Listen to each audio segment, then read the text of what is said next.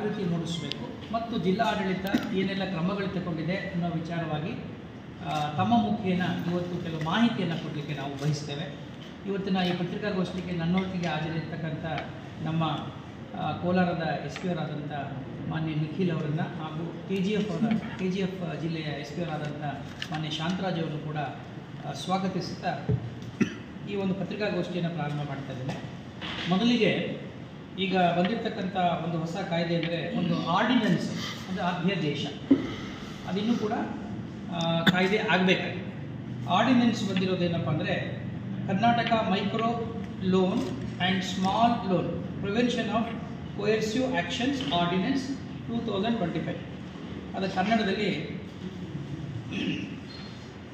ಕರ್ನಾಟಕ ಕಿರು ಸಾಲ ಮತ್ತು ಸಣ್ಣ ಸಾಲ ಬಲವಂತದ ಕ್ರಮಗಳ ಪ್ರತಿಬಂಧಕ ಅಧ್ಯಾದೇಶ 2025. ಇದು ದಿನಾಂಕ 12/2/25 ಜಾರಿಗೆ ಬಂದಿದೆ. 12/2/25 ಜಾರಿಗೆ ಬಂದಿದೆ. ನನ್ನ ಪ್ರಕಾರ ಈ ಆರ್ಡಿನೆನ್ಸು ಅತ್ಯಂತ ಪ್ರಮುಖವಾದಂಥ ಇತ್ತೀಚಿನ ದಿನಗಳಲ್ಲಿ ಮಹತ್ವಪೂರ್ಣವಾದಂಥ ಅಧ್ಯಾದೇಶ ಅಂತ ಹೇಳಲಿಕ್ಕೆ ಬಯಸ್ತೇನೆ. ಈ ಅಧ್ಯಾದೇಶ ಯಾತಕ್ಕೆ ಮಹತ್ವಪೂರ್ಣವಾಗಿದೆ ಅಂತಂದರೆ, ಕೆಲವು ಜಿಲ್ಲೆಗಳಲ್ಲಿ ರಾಜ್ಯದಲ್ಲಿ ತಾವೆಲ್ಲ ಗಮನಿಸಿರಬೇಕು, ಈ ಮೈಕ್ರೋ ಫೈನಾನ್ಸ್ಗಳ ಹಾವಳಿಯಿಂದ ಅನೇಕ ಕುಟುಂಬಗಳು ಬೀದಿ ಪಾಲಾಗಿವೆ. ಸಾಕಷ್ಟು ಕಿರುಕುಳಗಳು ಮತ್ತು ಸಾಕಷ್ಟು ತೊಂದರೆಗಳನ್ನು ಸಾಲ ಪಡೆದವರು ಅನುಭವಿಸಿದ್ದನ್ನು ಕೂಡ ನಾವು ಗಮನಿಸಿದ್ದೇವೆ.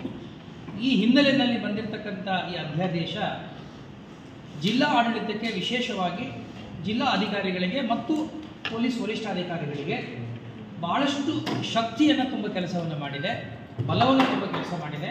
ಆ ಮೂಲಕವಾಗಿ ಯಾರೆಲ್ಲ ಈ ರೀತಿಯಾದ ಅಕ್ರಮ ಚಟುವಟಿಕೆಗಳು ತೊಡಗುತ್ತಾರೆ ಅವರನ್ನು ನಿಯಂತ್ರಣ ಮಾಡುವ ಒಂದು ದೃಷ್ಟಿಯಿಂದ ನನ್ನ ಪ್ರಕಾರ ಇದು ಬಹಳ ಪ್ರಮುಖವಾದಂಥ ಒಂದು ಅಧ್ಯಾದೇಶ ಅಂತ ಹೇಳಲಿಕ್ಕೆ ಬಯಸ್ತೇನೆ. ಆ ಪ್ರಕಾರ ಈ ಒಂದು ಅಧ್ಯಾದೇಶ ಜಾರಿಗೆ ಬಂದಾಗಲಿಂದ 30 ದಿನಗಳೊಳಗಡೆ ನಮ್ಮ ಜಿಲ್ಲೆಯಲ್ಲಿರ್ತಕ್ಕಂಥ ಎಲ್ಲ ಮೈಕ್ರೋ ಫೈನಾನ್ಸ್ಗಳು ಮತ್ತು ಎಲ್ಲ ನಾನ್ ಬ್ಯಾಂಕಿಂಗ್ ಫೈನಾನ್ಷಿಯಲ್ ಇನ್ಸ್ಟಿಟ್ಯೂಷನ್ಸ್ ಅಂತ ಕರಿತೀವಿ, NBFIs ಅಂತ ಕರಿತೀವಿ, ಇವೆಲ್ಲವೂ ಕೂಡ ರಿಜಿಸ್ಟ್ರೇಷನ್ ಮಾಡಿಕೊಳ್ಳೋದು ಕಡ್ಡಾಯ, ನೋಂದಣಿ ಮಾಡಿಕೊಳ್ಳೋದು ಕಡ್ಡಾಯ. ಇದುವರೆಗೆ ನಮ್ಮ ಜಿಲ್ಲೆಯಲ್ಲಿ ನೋಂದಾಯಿತ ಸಾಲ ನೀಡತಕ್ಕಂಥ ಸಂಸ್ಥೆಗಳಿದೆ, ಆದರೆ ಅನಧಿಕೃತವಾಗಿರ್ತಕ್ಕಂಥ, ಅಂದರೆ ಆಥರೈಸ್ಡ್ ಇದೆ, ಅಧಿಕೃತವಾಗಿರುವವು ನಮ್ಮಲ್ಲಿ ಈಗಾಗಲೇ DRCS ಕಳೆದ ಸರಿ ನಾವು ನೋಡಲ್ ಆಫೀಸರಾಗಿ ನಾವು ನೇಮಕ ಮಾಡಿದ್ದು, ಕಳೆದ ಸರಿ ನಾವು ಮೀಟಿಂಗ್ ಮಾಡಿದಾಗ ನಿಮ್ಗೆ ಹೇಳಿದ್ದು, ಆ ರೀತಿಯಾಗಿ ಅಧಿಕೃತವಾದಂಥ ಸಾಲ ನೀಡಿಕೆ ಸಂಸ್ಥೆಗಳು ಇವೆ. ಅದರ ಜೊತೆಯಲ್ಲಿ ಅನಧಿಕೃತವಾದಂಥ ಸಾಲ ನೀಡಿಕೆ ಸಂಸ್ಥೆಗಳು ಕೆಲಸ ಮಾಡ್ತಾ ಇರೋದು ನಮ್ಮ ಗಮನಕ್ಕೆ ಬಂದಿತ್ತು. ಸುದೈವವಶಾತ್ ನಮ್ಮ ಜಿಲ್ಲೆಯಲ್ಲಿ ಯಾವುದೇ ಅಂತಹ ಪ್ರಕರಣಗಳು ಬೆಳಕಿಗೆ ಬಂದಿರಲಿಲ್ಲ. ಈಗ ಯಾವುದೆಲ್ಲ ಸಾಲ ನೀಡಿಕೆ ಸಂಸ್ಥೆಗಳು ನಮ್ಮ ಜಿಲ್ಲೆಯಲ್ಲಿ ಕೆಲಸ ಮಾಡ್ತಾ ಇವೆ ಅವೆಲ್ಲವೂ ಕೂಡ 30 ದಿನಗಳ ಒಳಗಡೆ ಕಡ್ಡಾಯವಾಗಿ ನೋಂದಣಿ ಮಾಡಿಕೊಳ್ಳತಕ್ಕದ್ದು. ಇದು ಅಧ್ಯಾದೇಶದ ಬಹಳ ಪ್ರಮುಖವಾದಂಥ ಒಂದು ಅಂಶ. ಈಗಾಗಲೇ ಕೆಲವು ಮೈಕ್ರೋ ಫೈನಾನ್ಸ್ಗಳು RBIಯಿಂದ ರಿಜಿಸ್ಟ್ರೇಷನ್ ಆಗಿದ್ದರೆ ಅವುಗಳು ರಿಜಿಸ್ಟ್ರೇಷನ್ ಮಾಡಿಕೊಳ್ಳುವ ಅಗತ್ಯ ಇಲ್ಲ. ಯಾವುದು ಅನಧಿಕೃತವಾಗಿದೆಯೋ ಮತ್ತು ಅಧಿಕೃತವಾಗಿ ರಿಜಿಸ್ಟ್ರೇಷನ್ ಆಗದೇ ಇರೋವೆಲ್ಲವೂ ಕೂಡ ರಿಜಿಸ್ಟ್ರೇಷನನ್ನು 11/3/25 ಒಳಗಡೆ ಮಾಡ್ಕೋಬೇಕು. ಎಲ್ಲಿ ಮಾಡ್ಕೋಬೇಕು ಅನ್ನೋ ಪ್ರಶ್ನೆ ಬಂದರೆ, ಡೆಪ್ಯೂಟಿ ಕಮಿಷನರ್ ಅವರನ್ನು ನೋಂದಣಾ ಅಧಿಕಾರಿಯಾಗಿ ಅಧ್ಯಾದೇಶದಲ್ಲಿ ನೇಮಕ ಮಾಡಲಾಗಿದೆ. ಸೊ ಜಿಲ್ಲಾ ಅಧಿಕಾರಿಯನ್ನೇ ನೋಂದಣಾ ಅಧಿಕಾರಿ ಅಂತ ಮಾಡಿರೋದ್ರಿಂದ ಜಿಲ್ಲೆಯಲ್ಲಿರ್ತಕ್ಕಂಥ ಎಲ್ಲರೂ ರಿಜಿಸ್ಟ್ರೇಷನನ್ನು ಮಾಡಿಕೊಳ್ಳೋದು ಕಡ್ಡಾಯವನ್ನು ಮಾಡಿದ್ದೇವೆ. ನಂಬರ್ 1. ಎರಡನೇದು, ಈ ರೀತಿ ರಿಜಿಸ್ಟ್ರೇಷನ್ ಮಾಡಿಕೊಂಡಾಗ ಇದು 1 ವರ್ಷಕ್ಕೆ ಮಾತ್ರ ವ್ಯಾಲಿಡ್ ಇರ್ತದೆ. 1 ವರ್ಷದ ನಂತರ ಅವರದನ್ನು ರಿನ್ಯೂವಲ್ ಮಾಡಿಕೊಳ್ಳೋ ಜವಾಬ್ದಾರಿ ಅವ್ರದ್ದಾಗಿರ್ತದೆ. ಮತ್ತು ಈ ರೀತಿ ರಿಜಿಸ್ಟ್ರೇಷನ್ ಮಾಡಿಕೊಂಡಾಗ ಈ ಅಧ್ಯಾದೇಶದ ಕಾಪಿ ನಾನು ನಿಮ್ಗೆಲ್ಲರಿಗೂ ಶೇರ್ ಮಾಡ್ತೀನಿ. ಬಹುಶಃ ನಾವು ಈಗಾಗಲೇ ವೆಬ್ಸೈಟಲ್ಲೂ ಕೂಡ ನಾವು ಅದನ್ನು ಅಪ್ಲೋಡ್ ಮಾಡಿದ್ದೀವಿ. ಅದರ ಪ್ರಕಾರ ಯಾವುದೇ ಒಂದು ಅಂಶ ಈ ಅಧ್ಯಾದೇಶದಲ್ಲಿರ್ತಕ್ಕಂಥ ಪ್ರಾವಿಷನನ್ನು ಉಲ್ಲಂಘನೆ ಮಾಡಿದರೆ ಅದನ್ನು ರದ್ದುಪಡಿಸ್ತಕ್ಕಂಥ, ರಿಜಿಸ್ಟ್ರೇಷನ್ನ ರದ್ದುಪಡಿಸ್ತಕ್ಕಂಥ ಅಥವಾ ಅವ್ರಿಗೊಂದು ಅವಕಾಶ ಕೊಟ್ಟು ವಿಚಾರಣೆ ಮಾಡಿ ರದ್ದುಪಡಿಸೋದಕ್ಕಿಂತ ಪೂರ್ವದಲ್ಲಿ ಸಸ್ಪೆಂಡ್ ಮಾಡತಕ್ಕಂಥ ಅಧಿಕಾರವನ್ನು ಕೂಡ ರಿಜಿಸ್ಟ್ರೇಷನ್ಗೆ ಅಥಾರಿಟಿಗೆ ಕೊಡಲಾಗಿದೆ. ಅಂದರೆ you can either suspend their registration or even cancel the registration. Cancel ಮಾಡೋಕ್ಕಿಂತ ಮುಂಚೆ ಪ್ರಿನ್ಸಿಪಲ್ಸ್ ಆಫ್ ನ್ಯಾಚುರಲ್ ಜಸ್ಟಿಸ್ ಪ್ರಕಾರ ಅವ್ರಿಗೊಂದು ಅವಕಾಶ ಕೊಡಬೇಕು, ವಿಚಾರಣೆ ಮಾಡಬೇಕು ಅಂತ ಹೇಳುತ್ತೆ. ಅದನ್ನು ನಾವು ಮಾಡ್ತೀವಿ. ಆಮೇಲೆ ಈ ರೀತಿ ಈ ಜನ ಇದ್ದಾರಲ್ಲ, ಈ ಮೈಕ್ರೋ ಫೈನಾನ್ಸ್ನವರು, ಅದು ಪಾನ್ ಬ್ರೋಕರ್ಸ್ ಆಗಿರ್ಬೋದು, ಮನಿ ಲೆಂಡರ್ಸ್ ಆಗಿರ್ಬೋದು, ಅಥವಾ ಈ ರೀತಿಯಾಗಿ ಏನೋ ಮೈಕ್ರೋ ಫೈನಾನ್ಸ್ನವ್ರು ಇರ್ಬೋದು. ನಾನು ಹಿಂದೆ ಕೂಡ ಹೇಳಿದ್ದೀನಿ, ಮೈಕ್ರೋ ಫೈನಾನ್ಸ್ನವ್ರ ಜವಾಬ್ದಾರಿ ಅವರು ಡೆಪಾಸಿಟ್ಗಳನ್ನು ಪಡೆದುಕೊಳ್ಳುವುದಲ್ಲ. They are not suppose to take any deposits, number 1. ಆಮೇಲೆ ಯಾವುದೇ ರೀತಿಯಾದಂಥ ಕೊಲ್ಯಾಟರಲ್ ಸೆಕ್ಯೂರಿಟಿಯನ್ನು ಪಡ್ಕೊಳ್ಳೋಂಗಿಲ್ಲ. ಭದ್ರತೆಗಾಗಿ ನೀವು ಅದನ್ನು ಕೊಡಬೇಕು ಇದನ್ನು ಕೊಡಬೇಕು ಅಂತ ಅವರು ಮಾಡುವಾಗಿಲ್ಲ. ಮೈಕ್ರೋ ಫೈನಾನ್ಸಿನ ಯಾವುದೇ ಸಂದರ್ಭದಲ್ಲಿ ಡಿ ಸಿ ಅವರು ಅಥವಾ ಡಿ ಸಿ ಅವರು ನೇಮಿಸಿರ್ತಕ್ಕಂಥ ಅಧಿಕಾರಿ ಅಲ್ಲಿಗೆ ಇನ್ಸ್ಪೆಕ್ಷನ್ ಹೋಗ್ಬೋದು, ಅಲ್ಲಿರ್ತಕ್ಕಂಥ ರೆಕಾರ್ಡ್ಸ್ಗಳನ್ನು ಪರಿಶೀಲನೆ ಮಾಡ್ಬೋದು. ಇನ್ಸ್ಪೆಕ್ಟಿಂಗ್ ಅಥಾರಿಟಿ ಕೂಡ ರಿಜಿಸ್ಟ್ರೇಷನ್ ಅಥಾರಿಟಿ ಆಗಿರುತ್ತೆ. ಆ ಡಾಕ್ಯುಮೆಂಟ್ಸ್ಗಳು ಕೂಡ ವೆರಿಫೈ ಮಾಡಲಿಕ್ಕೆ ಅವಕಾಶ ಇದೆ.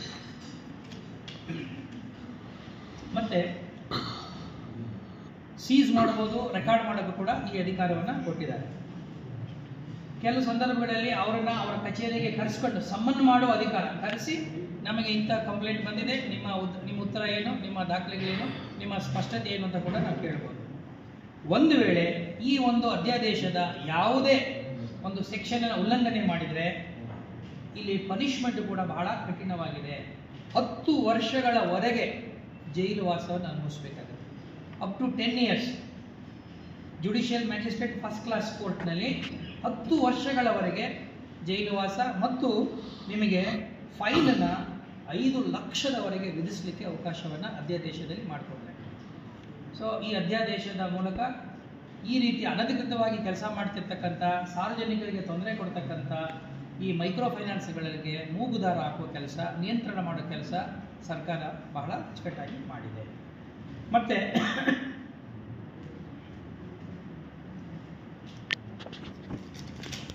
ಒಂದು ವಿಶೇಷವಾದಂಥ ಇದನ್ನು ಕಲ್ಪಿಸ್ಕೊಟ್ಟಿದೆ.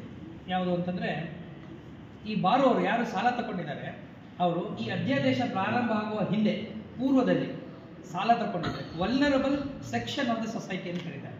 ಅಂದರೆ ದುರ್ಬಲ ವರ್ಗದ ಒಂದು ವರ್ಗ ಜನರಿಗೆ ಏನು ಮಾಡ್ತಾ ಇದ್ದಾರೆ ಅಂದರೆ, ಇದುವರೆಗೆ ನಾನು ಏನೇ ಸಾಲ ತಗೊಂಡಿದ್ದೆ ಅದು ಇಂಟ್ರೆಸ್ಟ್ ಸಮೇತ ಅದನ್ನು ಯಾವುದೇ ಕಾರಣಕ್ಕೂ ವಾಪಸ್ ಕೊಡಲಿಕ್ಕೆ ಅವಕಾಶ ಇಲ್ಲ.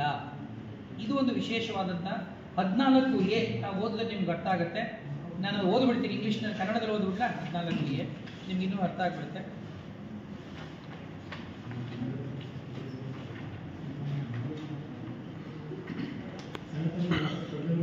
ನಾನು ಹೇಳ್ಬಿಡ್ತೀನಿ, ಅದೇ ಯಾವ ವರ್ಗ ಅಂತ ಹೇಳ್ತಾ ಇದ್ದೀನಿ. ನನಗೆ ಗೊತ್ತು ನೀವೆಲ್ಲ ಮಾಡ್ತೀರಿ ಅಂತ. 14 ಏನಲ್ಲಿ ಏನು ಹೇಳ್ತಾರೆ ಗೊತ್ತಾ? ಈ ಪ್ರಕರಣದ ಪ್ರಾರಂಭಕ್ಕೆ ಮೊದಲು ಮೈಕ್ರೋ ಫೈನಾನ್ಸ್ ಸಂಸ್ಥೆಗಳು ಅಥವಾ ಸಾಲ ನೀಡಿಕೆ ಏಜೆನ್ಸಿಗಳು ಅಥವಾ ಸಂಸ್ಥೆಗಳು ಅಥವಾ ಲೇವಾದೇವಿದಾರರು ನೋಂದಾಯಿತವಲ್ಲದಿದ್ದರೆ, ಅನ್ರಿಜಿಸ್ಟರ್ಡ್ ಆಗಿದ್ದರೆ, ನೋಂದಾಯಿತವಲ್ಲದಿದ್ದರೆ ಮತ್ತು ಲೈಸೆನ್ಸು ರಹಿತರಾಗಿದ್ದರೆ, if they are unlicensed and unregistered, ಅವರು ಇನ್ನು ನಿಮ್ಮ ಲೋನ್ ತಗೊಂಡಿದ್ರೆ ಸಾಲಗಾರನು ಪಾವತಿಸಬೇಕಾದ ಯಾವುದಾದರೂ ಬಡ್ಡಿಯ ಮೊತ್ತವಿದ್ದಲ್ಲಿ ಅದನ್ನು ಒಳಗೊಂಡಂತೆ ಸಮಾಜದ ದುರ್ಬಲ ವರ್ಗದವರಿಗಾಗಿ ಮುಂಗಡ ನೀಡಿದ, ಅಡ್ವಾನ್ಸ್ ಮಾಡಿರ್ತಾರಲ್ಲ, ಪ್ರತಿಯೊಂದು ಸಾಲವನ್ನು ಸಂಪೂರ್ಣವಾಗಿ ತೀರಿಕೆಯಾಗಿದೆ ಎಂದು ಭಾವಿಸತಕ್ಕದ್ದು. ಇದು ನಿಮ್ಗೆ ಅರ್ಥ ಆಗುತ್ತೆ. ಸರ್ಕಾರದ ಏನು ಬಡವರ ಪರವಾಗಿ ಮತ್ತು ಯಾರಿಗೆ ತೊಂದರೆ ಕೊಡ್ತಾ ಇದ್ದಾರೆ ಇವರನ್ನ ಯಾವ ರೀತಿ ನಿಯಂತ್ರಣ ಮಾಡಬೇಕು ಅನ್ನೋದು ಕೂಡ ನಿಮ್ಗೆ ಗೊತ್ತಾಗುತ್ತೆ. ಆಮೇಲೆ ಅದನ್ನು ಕೂಡ, ಆ ದಾವೆ ಕೂಡ ನೀವು ಯಾವುದೇ ನ್ಯಾಯಾಲಯದಲ್ಲಿ ಪ್ರಶ್ನೆ ಮಾಡೋದಿಲ್ಲ ಅಂತ ಕೂಡ ಬಹಳ ಸ್ಪಷ್ಟವಾಗಿ ಅಧ್ಯಾದೇಶದಲ್ಲಿ ಮೆನ್ಷನ್ ಮಾಡಿದ್ದಾರೆ. ಇದ್ರ ಜೊತೆಗೆ ಇನ್ನೊಂದೆರಡು ಪಾಯಿಂಟು ನಾವು ಹೇಳೋದು. ಈಗಾಗಲೇ ನಾನು ನಿಮ್ಗೆ ಹೇಳಿದಂಗೆ ನಮ್ಮ ಜಿಲ್ಲೆಯಲ್ಲಿ DRCS ಅವ್ರನ್ನ ನೋಡಲ್ ಅಧಿಕಾರಿಯಾಗಿ ನಾವು ಮಾಡಿದ್ದೇವೆ. ಮತ್ತು ಈಗಾಗಲೇ ಒಂದು ಹೆಲ್ಪ್ ಲೈನ್ ಕೂಡ ನಾವು ಓಪನ್ ಮಾಡಿದ್ದೇವೆ. ಹೆಲ್ಪ್ ಲೈನ್ ನಂಬರು ಹೇಳ್ಬೋದು. ಯಾರು ಸಾರ್ವಜನಿಕರು ಕೂಡ ಏನಾದ್ರು ಕಂಪ್ಲೇಂಟ್ಸ್ ಇದ್ದರೆ ನಮ್ಮ ಮೇಲೆ ನೋಡಿ, ಆರ್ಡಿನೆನ್ಸ್ ಬಂದಿದೆ, ಬಂದಮೇಲೂ ಕೂಡ ತೊಂದರೆ ಕೊಡ್ತಿದ್ದಾರೆ, ಮನೆ ಬಾಗಿಲಿಗೆ ಬರ್ತಿದ್ದಾರೆ, ಫೋನ್ ಮೇಲೆ ಫೋನ್ ಮಾಡ್ತಿದ್ದಾರೆ ಅನ್ನುವಂಥ ಏನಾದರೂ ಪ್ರಶ್ನೆಗಳಿದ್ದರೆ ಅಥವಾ ದೂರುಗಳಿದ್ದರೆ ಅವರು ನಮ್ಮ ಹೆಲ್ಪ್ಲೈನು ನಂಬರ್ ನಿಮ್ಗೆ ಶೇರ್ ಮಾಡ್ತೀನಿ, ಆ ಹೆಲ್ಪ್ಲೈನ್ಗೆ ಅವರು ಕೊಡ್ಬೋದು. ಮತ್ತು ನಾವು ಏನಾದರೂ ಈ ಥರ ಇನ್ಸ್ಪೆಕ್ಷನ್ ಮಾಡಬೇಕು ಅಂತಂದರೆ ಮುಂದಿನ ದಿನಗಳಲ್ಲಿ ಒಂದು ಕಮಿಟಿಯನ್ನು ಕೂಡ ನಾವು ಮಾಡಬೇಕು ಅಂತ ಅಂದ್ಕೊಂಡಿದ್ದೇವೆ. ಅಂದರೆ ಜಿಲ್ಲೆಯಲ್ಲಿ ಒಂದು ಇನ್ಸ್ಪೆಕ್ಷನ್ ಕಮಿಟಿ ಅಂತ ಇದ್ದರೆ ಆ ಕಮಿಟಿಗೆ ರೊಟೀನಾಗಿ ಒಂದು ಇನ್ಸ್ಪೆಕ್ಷನ್ ಮಾಡ್ತಕ್ಕಂಥದ್ದು. ಅವರು ನಮಗೆ 3 ತಿಂಗಳು ರಿಟರ್ನ್ಸ್ ಕೊಡೋದು, 1 ವರ್ಷ ಕಾಯಬೇಕಾದ ಅಗತ್ಯ ಇಲ್ಲ. ನಮ್ಮ ಜಿಲ್ಲಾ ಆಡಳಿತದಿಂದ ಒಂದು inspection committee under the presidentship of the assistant ಕಮಿಷನರಲ್ಲಿ ಚೇರ್ಮನ್ಶಿಪ್ಪಲ್ಲಿ ಮಾಡಿ ಅಲ್ಲಿ ನಮ್ಮ ಇಲಾಖೆ ಅಧಿಕಾರಿಗಳನ್ನು ಸೇರಿಸ್ಕೊಂಡು ರ್ಯಾಂಡಮ್ ಆಗಿ ಚೆಕ್ ಮಾಡ್ತಕ್ಕಂಥದ್ದು, ಪರಿಶೀಲನೆ ಮಾಡೋದು, ಯಾವ ರೀತಿ ಕೆಲಸ ಕಾರ್ಯಗಳು ಮಾಡ್ತಾರೆ ಅಂತ ನಾವು ವೆರಿಫೈ ಮಾಡ್ತಕ್ಕಂಥ ಕೆಲಸವನ್ನು ಕೂಡ ನಾವು ಮಾಡಬೇಕು ಅಂತ ತೀರ್ಮಾನ ಮಾಡಿದ್ದೇವೆ. ಇದ್ರ ಬಗ್ಗೆ ನೀವೇನಾದ್ರು ಹೇಳೋದಿದೆಯಾ?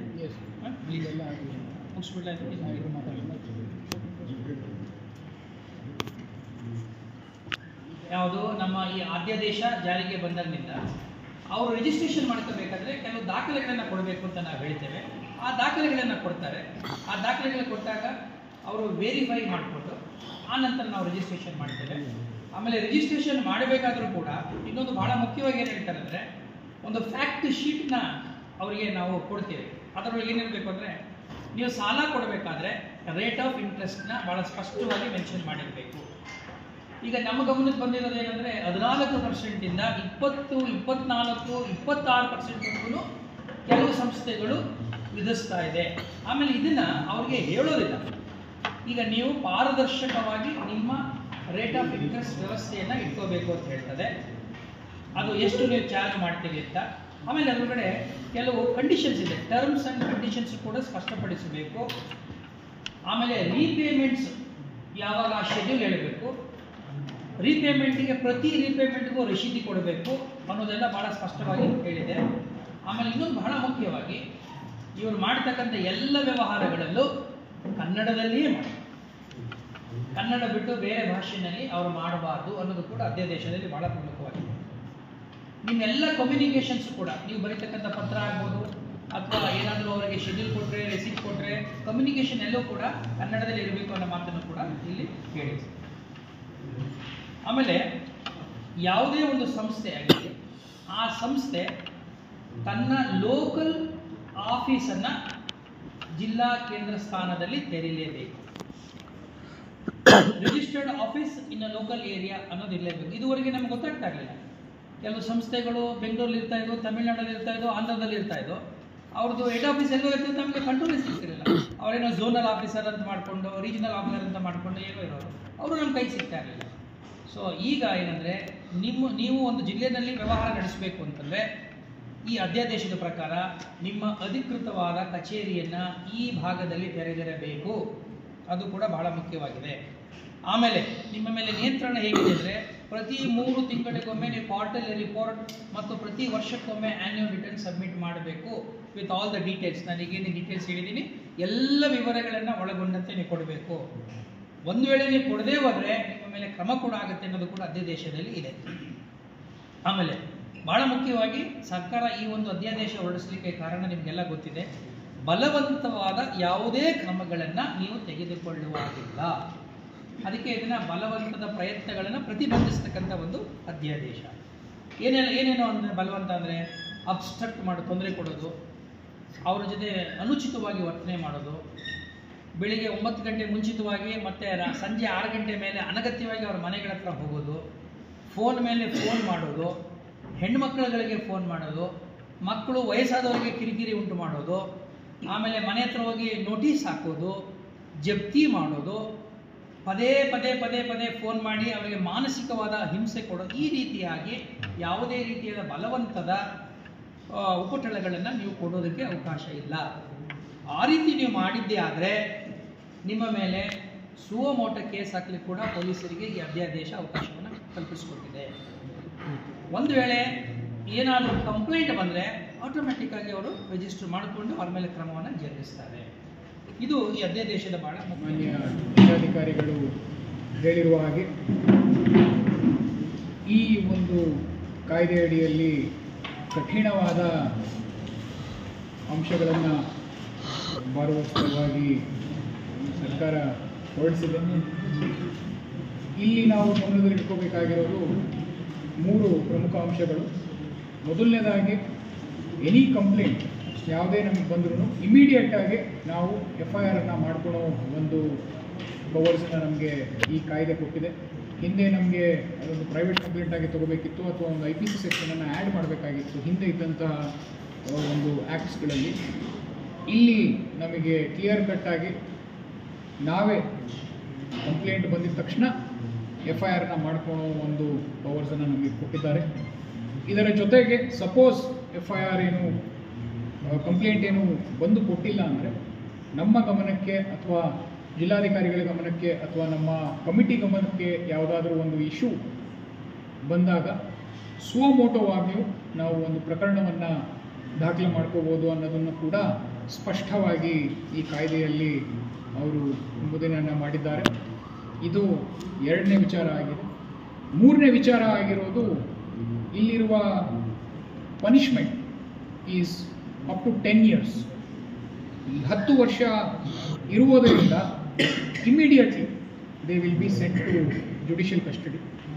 ಯಾರೇ ಈ ಒಂದು ಕಾಯ್ದೆ ಅಡಿಯಲ್ಲಿ ಅವ್ರ ಮೇಲೆ FIR ಆದರೆ ಅವರಿಗೆ ಇಮಿಡಿಯೇಟ್ಲಿ ನಾವು ಅರೆಸ್ಟ್ ಮಾಡಿ ಅವ್ರನ್ನ ನಾವು ಜುಡಿಷಿಯಲ್ ಕಸ್ಟಡಿಗೆ ಕಳಿಸುವಂತಹ ಎಲ್ಲ ಒಂದು ಪರಿಕರಗಳನ್ನು ನಮಗೆ ಈ ಕಾಯ್ದೆಯಲ್ಲಿ ನೀಡಿದ್ದಾರೆ.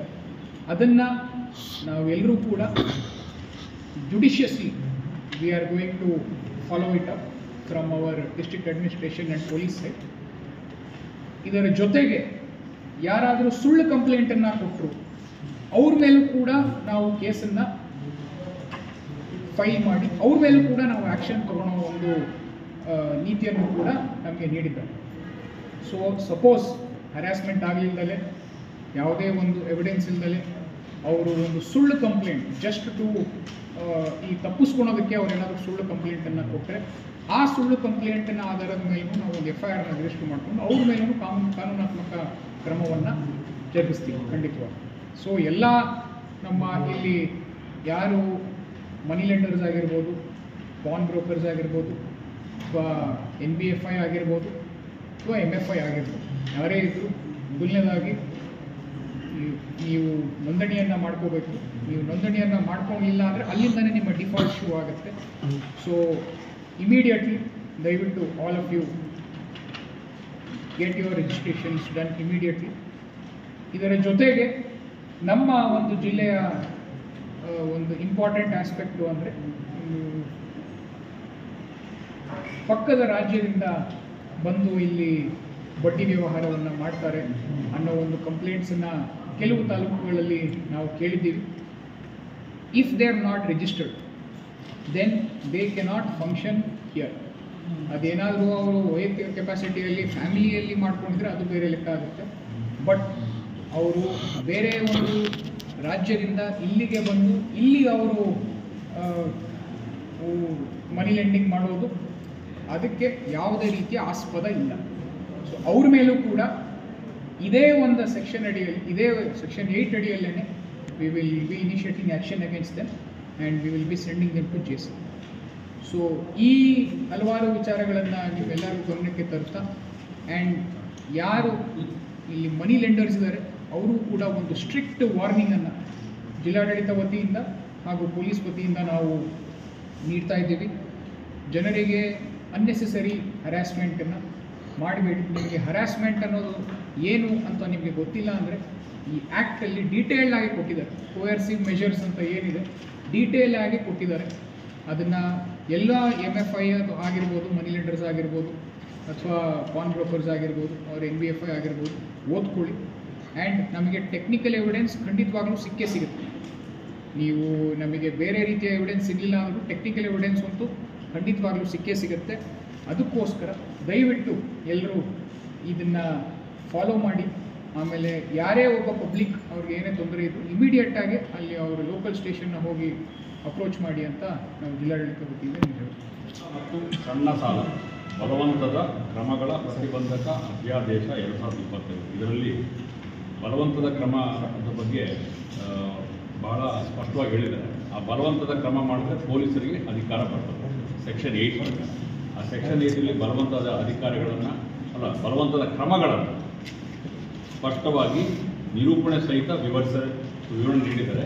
ಈಗಾಗಲೇ ಮಾನ್ಯ ಜಿಲ್ಲಾಧಿಕಾರಿಗಳವರು ನಮಗೆಲ್ಲ ತಿಳಿಸಿದ ಹಾಗೆ ವೆಬ್ಸೈಟಲ್ಲಿ ಇದು ಅವೈಲಬಲ್ ಇದೆ.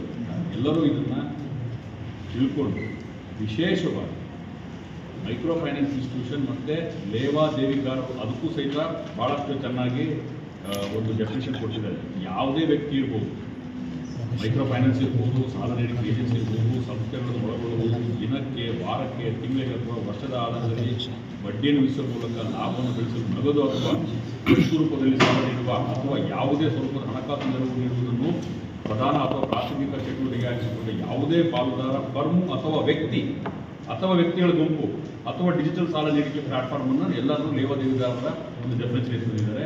ಅವರೆಲ್ಲರೂ ಸಹಿತ ಈ ಕಾಯ್ದೆಯ ಅನ್ವಯ, ಈ ಅಧ್ಯಾದೇಶದ ಅನ್ವಯ ಮಾನ್ಯ ಜಿಲ್ಲಾಧಿಕಾರಿಗಳ ಹತ್ರ ನೋಂದಣಿ ಮಾಡ್ಕೋಬೇಕು.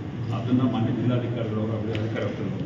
ನಾನು ಇದರಲ್ಲಿ ಯಾರು ಈ ಲೇವಾದೇವಿದಾರರಿದ್ದಾರಲ್ಲ, ಬಲವಂತದ ಕ್ರಮಗಳಿಗೆ ಮೈಕ್ರೋ ಫೈನಾನ್ಸ್ ಸಂಸ್ಥೆಗಳ ವಿರುದ್ಧ ದಂಡನೆ ಸೆಕ್ಷನ್ 8 ಭಾಳ ಒಂದು ಪ್ರಮುಖವಾದ ಒಟ್ಟು ನಮಗೆ 5 ಸಬ್ ಕ್ಲಾಸ್ ಇದ್ದಾವೆ 8ರಲ್ಲಿ. ಅದರಲ್ಲಿ 4ನೇದನ್ನು ನಾನು ಸ್ಪಷ್ಟವಾಗಿ ಮತ್ತೊಂದ್ಸಲಿ ಎಲ್ಲರಿಗೂ ಎಲ್ಲದೂ important. Every word, every sentence, every section is important. ಅದರಲ್ಲಿ ಸಾಲಗಾರನಿಗೆ ಹಣ ಪಾವತಿಗಾಗಿ ಬಲವಂತದ ಮತ್ತು ಅನುಚಿತ ಪ್ರಭಾವವನ್ನು ಬಳಸಿ ಮಾತುಕತೆಗೆ ಅಥವಾ ಒತ್ತಾಯಿಸುವುದಕ್ಕೆ ಖಾಸಗಿ ಅಥವಾ ಹೊರಗುತ್ತಿಗೆ ಅಥವಾ ಬಾಹ್ಯ ಏಜೆನ್ಸಿಗಳ ಕ್ರಿಮಿನಲ್ ಹಿನ್ನೆಲೆಯುಳ್ಳವರ ಸೇವೆಯನ್ನು ಬಳಸುವುದು. This is very very important. ಯಾಕಂತ ಹೇಳಿದ್ರೆ ಕೆಲವ್ರನ್ನ ಯಾರು ಕೆಟ್ಟ ನಡತೆ ವ್ಯಕ್ತಿಗಳಿರ್ತಾರೆ ಅಂಥವ್ರನ್ನ ಬಳಸಿದ್ರೆ ಮಾತ್ರ ಇದರಲ್ಲಿ ನಮಗೆ ಡೆಪ್ಟಿ ಸೂಪರಿಂಟೆಂಡೆಂಟ್ ಪೊಲೀಸರು ಸಹಿತ ಸೋಮೋಟ ಕೇಸ್ ಮಾಡಲಿಕ್ಕೆ ಅವಕಾಶ ಇದೆ.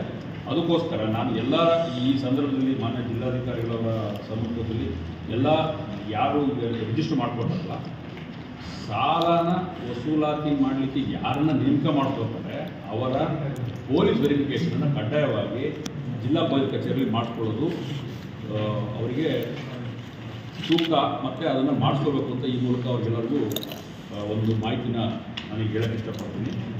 ಇದೇ ರೀತಿ ಯಾವುದೇ ಅನಧಿಕೃತ ವ್ಯಕ್ತಿ ಸುಮ್ಮನೆ ಹೋಗ್ಬಿಟ್ಟು ಅವರಿಗೆ ಹ್ಯಾರಾಸ್ಮೆಂಟ್ ಮಾಡೋದು, ಬಲವಂತದ ಕ್ರಮ ಮಾಡಿದ್ರೆ ಕಟ್ಟುನಿಟ್ಟಾದ ಕ್ರಮವನ್ನು ಸಹಿತ ಈ ಅಧ್ಯಾದೇಶದಲ್ಲಿ ಪೊಲೀಸರಿಗೆ ಅಧಿಕಾರ ನೀಡಿದ್ದಾರೆ. ಮಾನ್ಯ ಜಿಲ್ಲಾಧಿಕಾರಿಗಳ ಮಾರ್ಗದರ್ಶನ ನಾವೆಲ್ಲ ಪೊಲೀಸ್ ಇಲಾಖೆಯವರು ಈ ಒಂದು ಅಧ್ಯಾದೇಶದ ಸ್ಪಿರಿಟ್ ಆಫ್ ದ ಅಧ್ಯಾದೇಶ ಏನಂದರೆ ಅದರದ ಯಾವ ಹಿನ್ನೆಲೆಯಲ್ಲಿ ಇದನ್ನು ಮಾಡಿದರೆ ಅನ್ನೋದನ್ನು ಅರ್ಥ ಮಾಡಿಕೊಂಡು ಯಾರು ಬಲವಂತದ ಕ್ರಮ ಇದ್ದರೆ ಮಾಡಬೇಕು ಅಂತ ಆ ಎಲ್ಲ ನೋಂದಾಯಿತ ಸಂಸ್ಥೆಗಳಿಗೆ. ನೋಂದಾಯಿತ ಇಲ್ಲ ಅಂತ ಹೇಳಿದ್ರೆ ಅವ್ರಿಗೆ ಯಾವುದು ಬರೋದಿಲ್ಲ.